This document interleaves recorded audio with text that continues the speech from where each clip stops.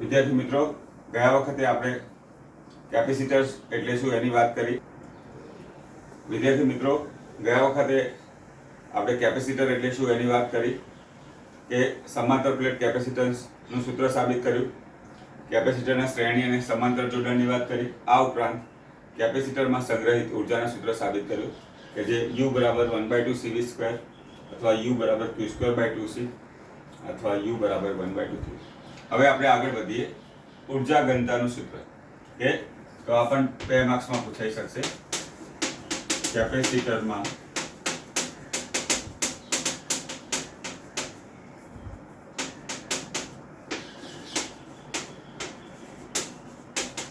ઉર્જા ઘનતાના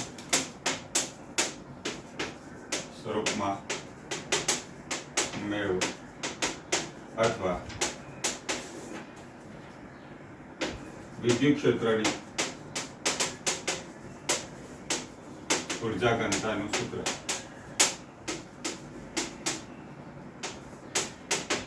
(1/2 E0 E²).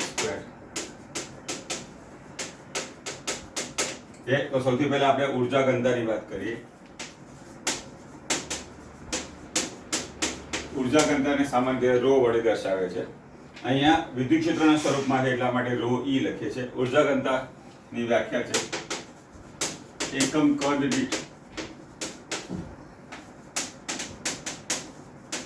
ઉર્જાને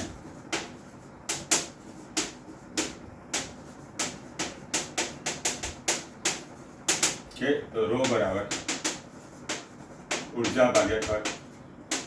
સૌથી પહેલા આપણે એના એકમ અને પરિમાણિક સૂત્રની વાત કરીશું. ઉર્જાનો એકમ છે જૂલ, કદનો એકમ છે મીટર ક્યુબ. જૂલનું પરિમાણિક સૂત્ર આપણે જાણીએ છીએ કે તો આ રીતે આપણે ઉર્જા ઘનતાને વ્યાખ્યાયિત કરી શકીએ. અહીં આપણે વિદ્યુત ક્ષેત્રની ઉર્જા ઘનતાની વાત કરી છે.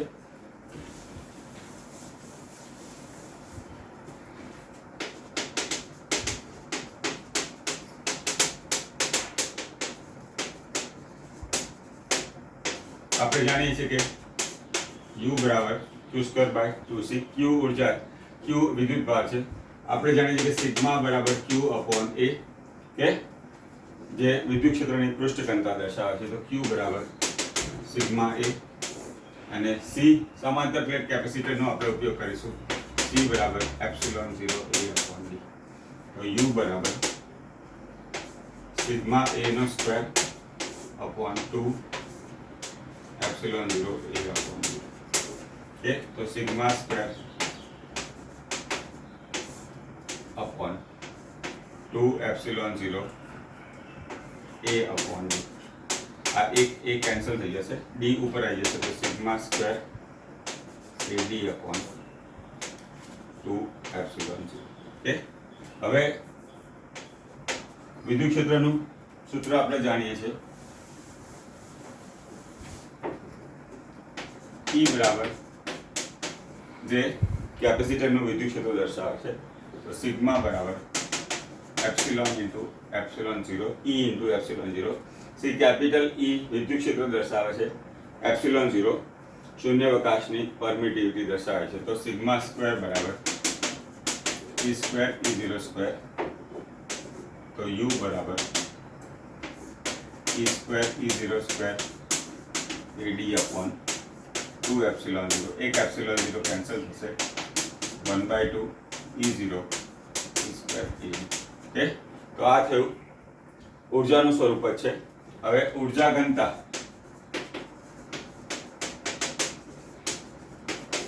ઉર્જા ભાગ્યા કદ. હવે આપણે સમાંતર પ્લેટ કેપેસિટરની વાત કરીએ તો પ્લેટનું ક્ષેત્રફળ A અને બે પ્લેટ વચ્ચેનું અંતર D. તો કદ બરાબર A ઇન્ટુ D લઈ શકાય. હવે ρe બરાબર ઉર્જા ભાગ્યા કદ. એ ઉર્જાનું સૂત્ર આપણે મેળવ્યું 1/2 એપ્સિલોન 0 અપોન AD. તો ρe બરાબર એ વિદ્યુત ક્ષેત્રની ઉર્જા ઘનતાનું સૂત્ર સાબિત થયું.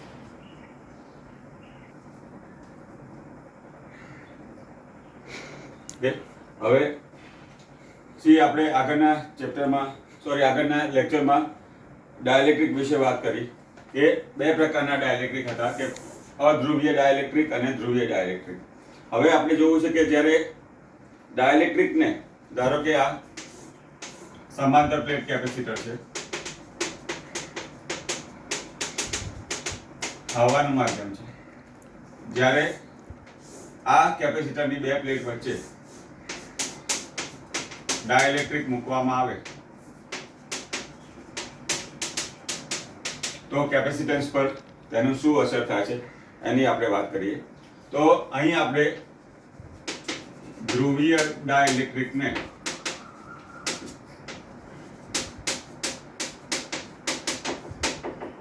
કેપેસિટરની બે પ્લેટ વચ્ચે મૂકવામાં આવે તો વિદ્યુત ક્ષેત્ર અને કેપેસિટન્સના મૂલ્ય પર અસર થાય, શું અસર થાય એની આપણે વાત કરીએ. હવે જ્યારે કેપેસિટરની બે પ્લેટ વચ્ચે હવાનું માધ્યમ હોય, આપણે જાણીએ છીએ કે એક પ્લેટ પર પ્લસ વિદ્યુતભાર, બીજી પ્લેટ પર માઇનસ વિદ્યુતભાર, તો શરૂઆતનું વિદ્યુત ક્ષેત્ર E0, જે આપણે આગળ થિયરીમાં સાબિત કર્યું, E0 બરાબર સિગ્મા અપોન એપ્સિલોન 0 જ્યારે હવાનું માધ્યમ. હવે અહીં આપણે જોઈએ છે કે ધ્રુવીય ડાયલેક્ટ્રિકને કેપેસિટરની બે પ્લેટ વચ્ચે મૂકવામાં આવે છે, તો આપણે આવું વિચારી શકીએ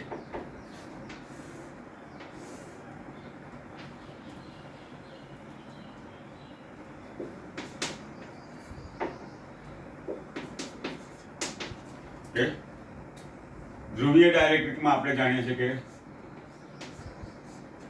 એના અણુઓ ડાયપોલ મોમેન્ટ ધરાવે છે કે સરળતા ખાતર આપણે અમુક જ અણુ દર્શાવે છે.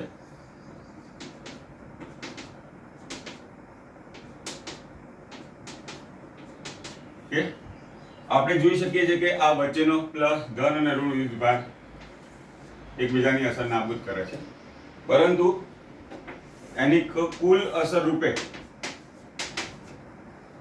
અંદરના ભાગમાં ઋણ વિદ્યુતભાર અને આ ઋણ પ્લેટ પર આ રીતે વિદ્યુત ક્ષેત્ર ઉત્પન્ન થશે. કે તો જ્યારે આપણે ધ્રુવીય ડાયલેક્ટ્રિકને કેપેસિટરની બે પ્લેટ વચ્ચે મૂકવામાં આવે તો એની હાજરીને કારણે જે વિદ્યુત ક્ષેત્ર ઉત્પન્ન થાય છે એને EP કહીએ છીએ કે, પરંતુ તેની દિશા શરૂઆતના વિદ્યુત ક્ષેત્ર કરતાં વિરુદ્ધ દિશામાં છે. તો આપણે જોઈ શકીએ કે E0 શરૂઆતનું વિદ્યુત ક્ષેત્ર છે, EP બરાબર એ અપોન એપ્સિલોન 0. કે તો આ વિદ્યુત ક્ષેત્ર E0 શરૂઆતમાં આપણે જોઈએ કે પ્લસ વિદ્યુતભાર પ્લસ Q પ્લેટ થી માઇનસ Q પ્લેટ તરફ હતું, જ્યારે બદ્ધ વિદ્યુત ક્ષેત્ર અથવા ધ્રુવીયતાના ગુણધર્મને કારણે જે વિદ્યુત ક્ષેત્ર ઉત્પન્ન થયું એ શરૂઆતના વિદ્યુત ક્ષેત્રના વિરુદ્ધ દિશામાં છે. આના પરથી આપણે કહી શકીએ કે પરિણામી વિદ્યુત ક્ષેત્ર E બરાબર sigma upon epsilon 0 minus sigma P upon epsilon 0. કે તો આપણે જોયું કે પરિણામી વિદ્યુત ક્ષેત્ર શરૂઆતના વિદ્યુત ક્ષેત્ર કરતાં ઓછા મૂલ્યનું છે. તો આપણે કહી શકીએ કે જ્યારે કેપેસિટરની બે પ્લેટ વચ્ચે ધ્રુવીય ડાઇલેક્ટ્રિક મૂકવામાં આવે ત્યારે વિદ્યુત ક્ષેત્રમાં ઘટાડો થાય. તો આ રીતે ધ્રુવીય ડાયલેક્ટ્રિકની કેપેસિટન્સના સમાંતર પ્લેટ કેપેસિટરના વિદ્યુત ક્ષેત્ર પર અસરની આપણે વાત કરી. કે હવે આપણે જોવું છે કે જ્યારે ધ્રુવીય ડાયલેક્ટ્રિકને સમાંતર પ્લેટ કેપેસિટરની બે પ્લેટ વચ્ચે મૂકવામાં આવે ત્યારે કેપેસિટન્સનું મૂલ્ય K ગણું થાય છે. હવે આપણે જોઈએ કે શરૂઆતમાં જ્યારે હવાનું માધ્યમ હોય ε0 કે તો વિદ્યુત ક્ષેત્ર શરૂઆતનું વિદ્યુત ક્ષેત્ર E0 બરાબર સિગ્મા અપોન ε0. હવે જ્યારે કેપેસિટરની બે પ્લેટ વચ્ચે ડાઇલેક્ટ્રિક મૂકવામાં આવે કે જેનો ડાઇલેક્ટ્રિક અચળાંક K જેટલો છે, તો ડાઇલેક્ટ્રિકની હાજરીથી જે વિદ્યુત ક્ષેત્ર ઉત્પન્ન થશે EP બધ વિદ્યુત ક્ષેત્ર સિગ્મા P અપોન ε0. હમણાં જ આપણે જોયું કે આ વિદ્યુત ક્ષેત્રની દિશા શરૂઆતના વિદ્યુત ક્ષેત્ર કરતા વિરુદ્ધ દિશામાં હોય છે, તો પરિણામી વિદ્યુત ક્ષેત્ર E બરાબર E0 minus EP sigma upon ε0 sigma P upon ε0 sigma minus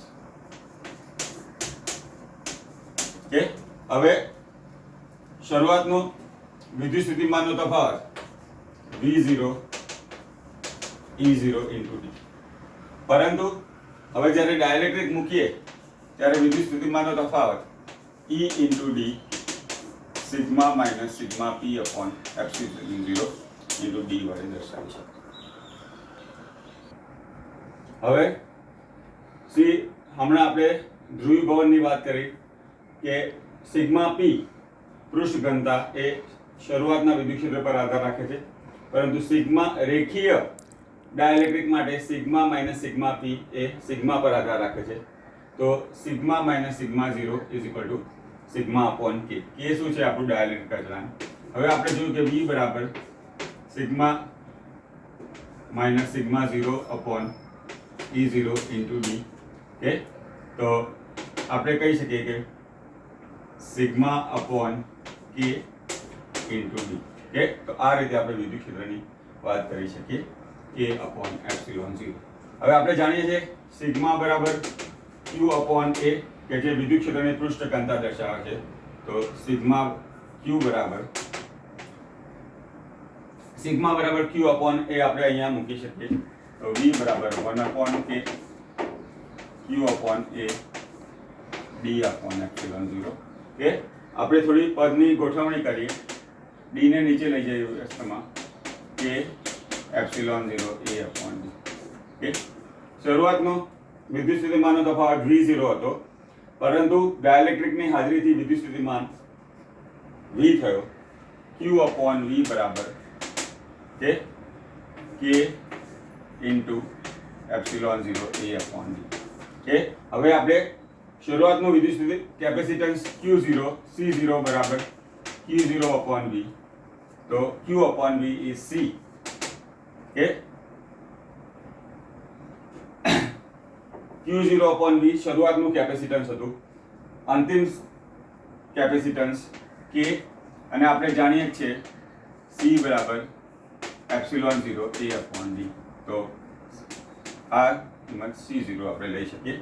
તો આપણે જોઈ શકીએ છીએ કે જ્યારે ડાઇલેક્ટ્રિક સ્લેબને કેપેસિટરની બે પ્લેટ વચ્ચે મૂકવામાં આવે તો કેપેસિટન્સનું મૂલ્ય K ગણું થાય છે. જ્યારે ડાઇલેક્ટ્રિક સ્લેબને કેપેસિટરની બે પ્લેટ વચ્ચે મૂકવામાં આવે ત્યારે કેપેસિટન્સનું મૂલ્ય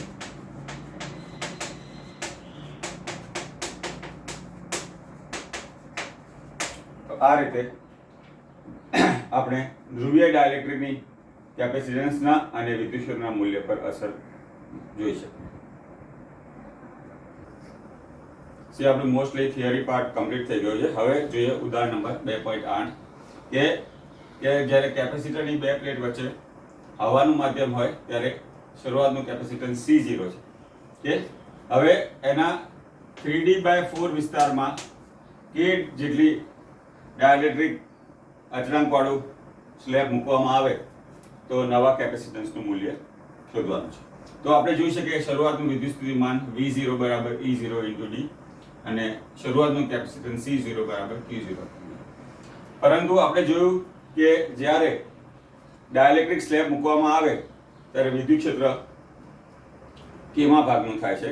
તો આ D/4 વિસ્તારમાં વિદ્યુત ક્ષેત્ર E0 જેટલું જ રહેશે, પરંતુ જ્યારે K જેટલો ડાઇલેક્ટ્રિક અચળાંક વાળો સ્લેબ મૂકવામાં આવે તો વિદ્યુત ક્ષેત્ર E0/K જેટલું થશે. કે E0/K. તો હવે શરૂઆતનું વિદ્યુત સ્થિતિમાન V0 હતું. નવું વિદ્યુત સ્થિતિમાન V બરાબર અહીંયા બે પાર્ટ થશે એટલે V1 પ્લસ V2. કે V બરાબર આપણે જાણીએ છીએ કે E0 × D, તો અહીંયા E0 × D/4 પ્લસ અહીંયા વિદ્યુત ક્ષેત્ર E0/K કેમાં ભાગનું થયું D/3D/4, કારણ કે D/4 ભાગમાં હવાનું માધ્યમ અને 3D/4 માં ડાઇલેક્ટ્રિક માધ્યમ. તો આમાંથી આપણે E0 D/4 કોમન કાઢી શકીએ તો 1 પ્લસ 3/K. ઓકે, તો V E0 × D આપણે જાણીએ છીએ શરૂઆતનું વિદ્યુત સ્થિતિમાન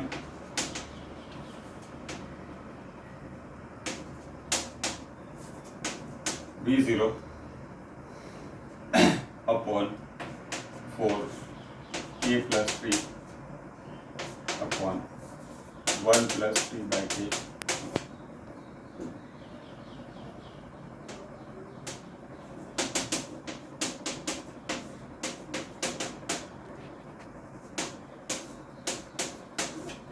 હવે નવા કેપેસિટન્સનું મૂલ્ય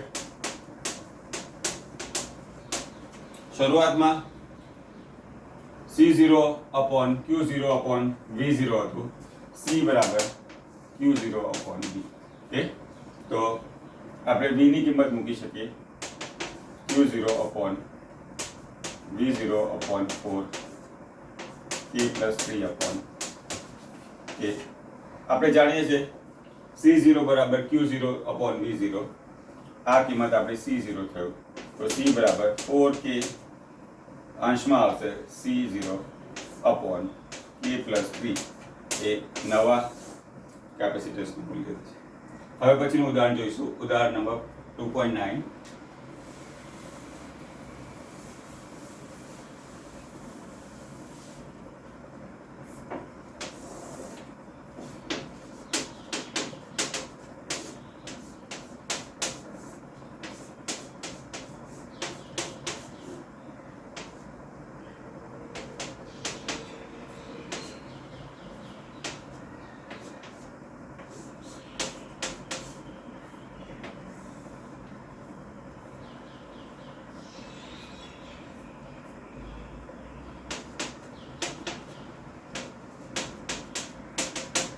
C4 capacitance C1 C2 C3 C4 દરેકનું મૂલ્ય સમાન છે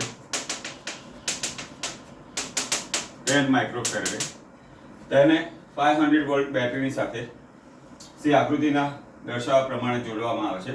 તો એક તો આપણે શોધવું છે પરિપથનો સમતુલ્ય કેપેસિટન્સ અને દરેક કેપેસિટર પરનો વિદ્યુત. ઓકે, તો આ જે કેપેસિટન્સની ગોઠવણી છે એને આપણે આ રીતે પણ દર્શાવી શકીએ. A અને B ની વચ્ચે આપણે જોઈ શકીએ C1 C2 C3 એ કેવા છે શ્રેણીમાં,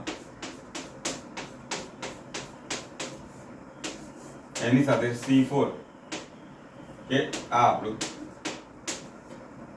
A અને D બિંદુ કહી શકીએ. તેની સાથે C500 વોલ્ટની બેટરી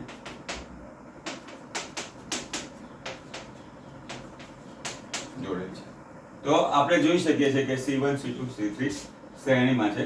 તેનું સમતુલ્ય કેપેસિટન્સ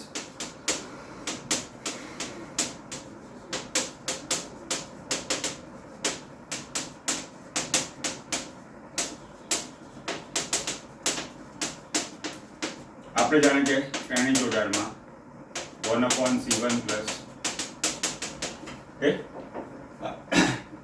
દરેકનું મૂલ્ય સમાન છે, તો 1/C ડેશ બરાબર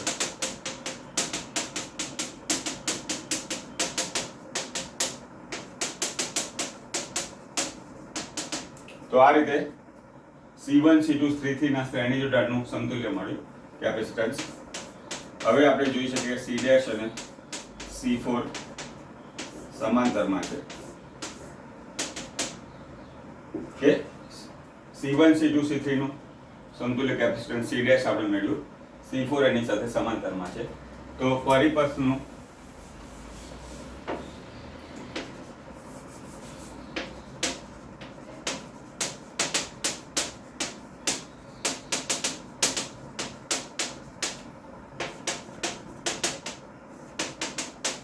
કે C ડેશ અને C4 સમાંતરમાં છે.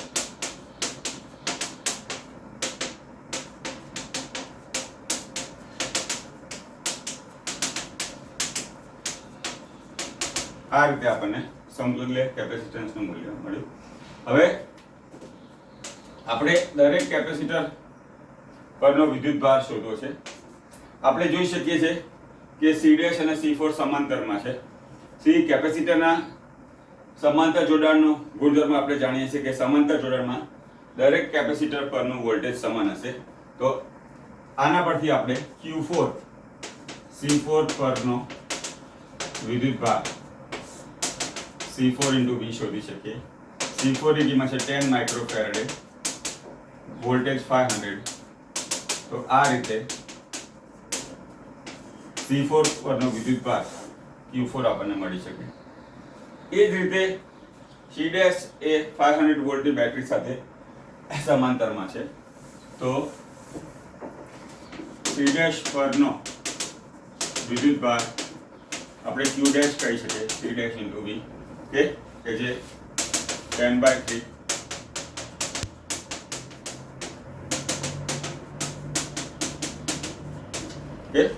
તો આ રીતે આપણને Q ડેશ નું મૂલ્ય મળ્યું. આપણે જોયું કે Q ડેશ એ C ડેશ પરનો વિદ્યુત ભાર છે. C ડેશ એ C1 C2 C3 એ શ્રેણીમાં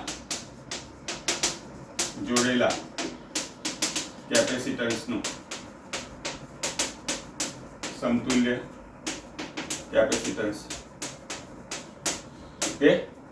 આપણે એ પણ જાણીએ છીએ કે શ્રેણી જોડાણમાં દરેક કેપેસિટર પરનો વિદ્યુતભાર સમાંતર દરેક કેપેસિટર પરના વિદ્યુતભારનું મૂલ્ય સમાન હોય છે. કેપેસિટરના શ્રેણી જોડાણમાં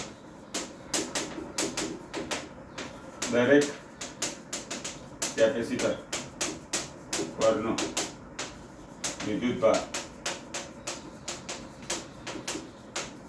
તો આ રીતે આપણે Q1 Q2 Q3 ની કિંમત પણ મળી ગઈ.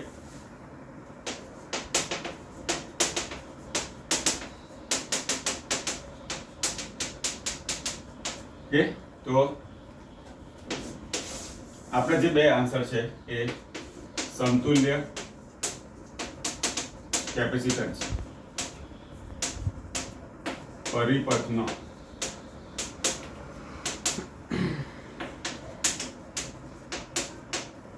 અને વિદ્યુતભાર Q1 Q2 Q3 બરાબર 1.67 × -3 કુલમ અને Q4 બરાબર 5 આ રીતે આપણે પરિપથનું સમતુલ્ય કેપેસિટન્સ અને દરેક કેપેસિટર પરનો વિદ્યુતભાર શોધી શકીએ. હવે પછીનું એક્ઝામ્પલ છે એક્ઝામ્પલ 2.10. સી 900 પિકોફેરેડે મૂલ્ય ધરાવતા કેપેસિટરને 100 વોલ્ટની બેટરી સાથે જોડવામાં આવે છે. તો આપણે જોઈશું કે જ્યારે કેપેસિટરને બેટરી સાથે જોડવામાં આવે તો એનું ચાર્જિંગ થશે. ત્યારબાદ બેટરીને દૂર કરી આ કેપેસિટરની સાથે એના જેવો જ એટલે કે 900 પિકોફેરેડે મૂલ્યનો કેપેસિટન્સ જોડવામાં આવે છે. તો તંત્રની કુલ ઉર્જા આપણે શોધવાની છે.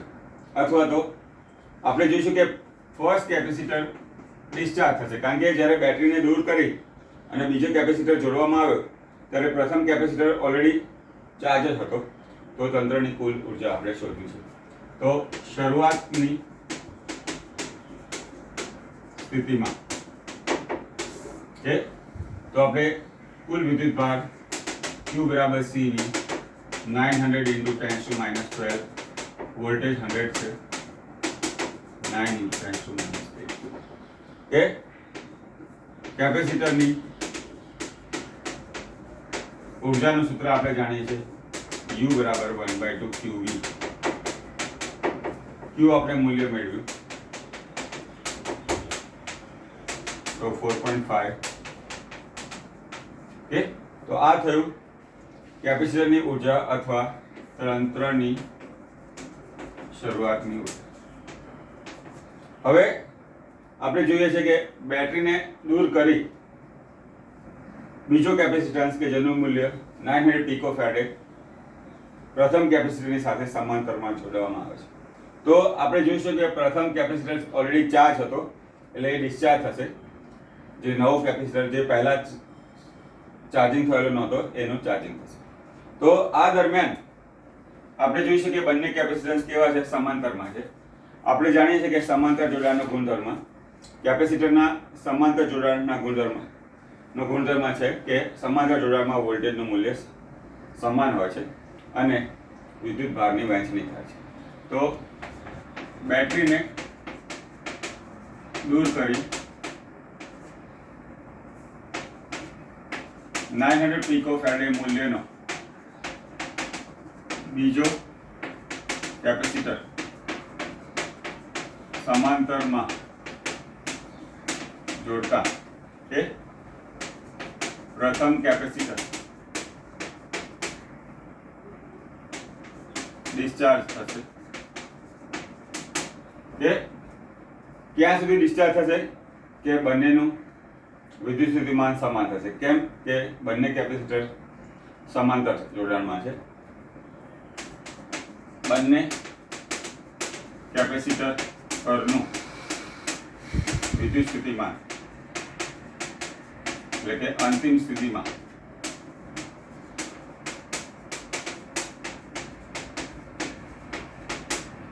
તો આપણે કહી શકીએ કે V' બરાબર V. તે બંને કેપેસિટરનું મૂલ્ય સમાન છે, C1 અને C2 નું મૂલ્ય. સમાંતર જોડાણમાં આપણે જોઈએ કે વિદ્યુત ભારની વહેંચણી થશે, પરંતુ અહીંયા બંને કેપેસિટર સમાન મૂલ્યના છે એટલે બંને કેપેસિટર વચ્ચે વિદ્યુત ભાર સમાન પ્રમાણમાં એટલે અડધા મૂલ્યમાં વહેંચાશે. બંને કેપેસિટર પરનો વિદ્યુત ભાર U' બરાબર Q/2, કારણ કે બંને કેપેસિટન્સ સમાન મૂલ્યના છે. હવે આપણે તંત્રની અંતિમ ઉર્જા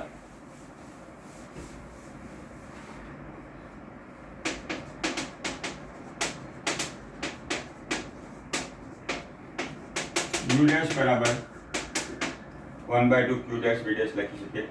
અહીંયા Q' બરાબર Q/2, V' બરાબર V. તો આપણે જોઈ શકીએ છીએ 1/2 Q. હમણાં જ આપણે શરૂઆતની ઉર્જા જૂલ મેળવ્યું 4.5 × 10⁻. તો તંત્રની અંતિમ ઉર્જા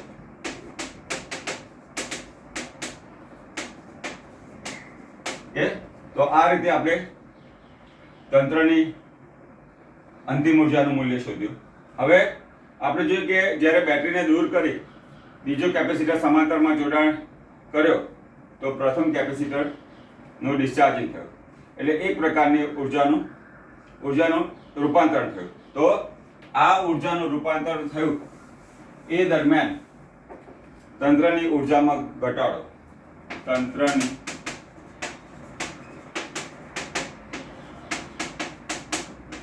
ડેલ્ટા U બરાબર U માઇનસ U', તો 4.5